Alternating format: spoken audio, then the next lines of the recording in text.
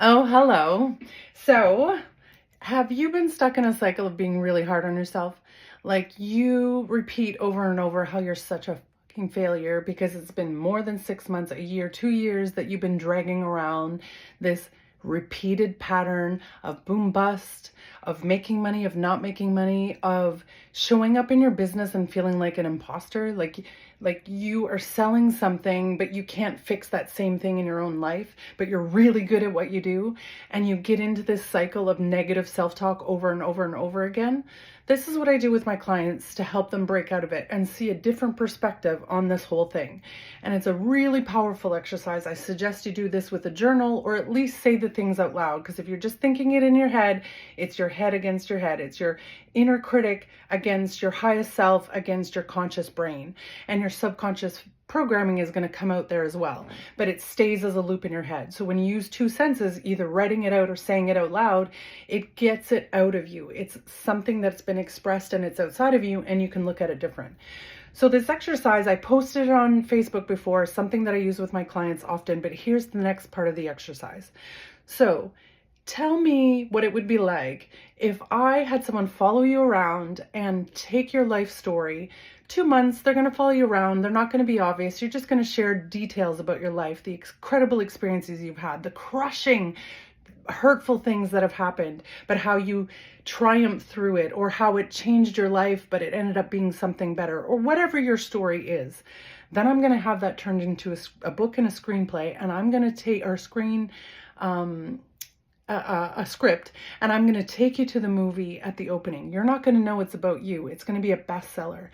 At the end of that movie, are you going to be proud of your character and your story? Now I pause here and I let the clients think about this, and most times they say yes. And if you say yes, if that would be the answer to your question, to that coming up with you, why? Why are you so proud? Why would you be amazed at the movie that came out? And write that down. Those whys are important. That is your triumph. That is who you are really. Despite everything that's happened to you, you've been able to be successful because of. In this current moment, maybe you don't feel that, but overall, in the big scheme of your life, you have been successful. In fact, pretty fucking successful if I'm basing it on any of my clients who have overcome incredible things to be where they are.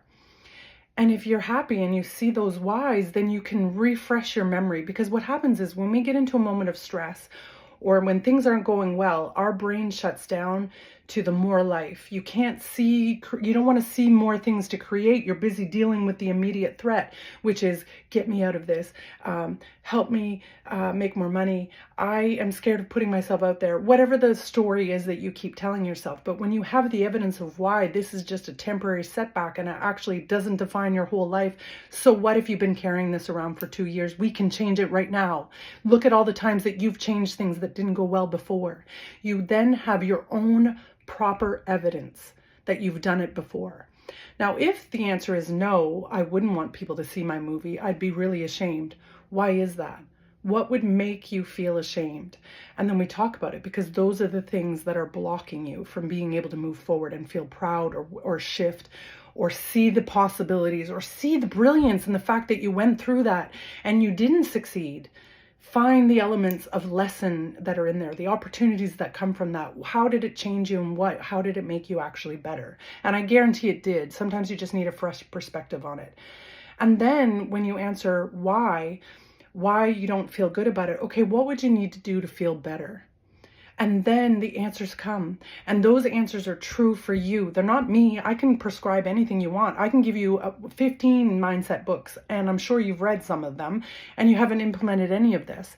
Because for you, it is not your truth. But when I scrape away all the debris and I help you see how it really has been you all along, you're the star of your own movie, you have the power back. You're not a victim to anyone. You're not a victim of circumstance. Maybe you've been victimized, but you have been the core person in all of this. You've triumphed. You've come through so much. You've succeeded in so many ways where people counted you out. You defied the odds over and over again. And if you can't see that for yourself, I can help point that out. But this exercise is what I've done with clients, and it really has a powerful impact.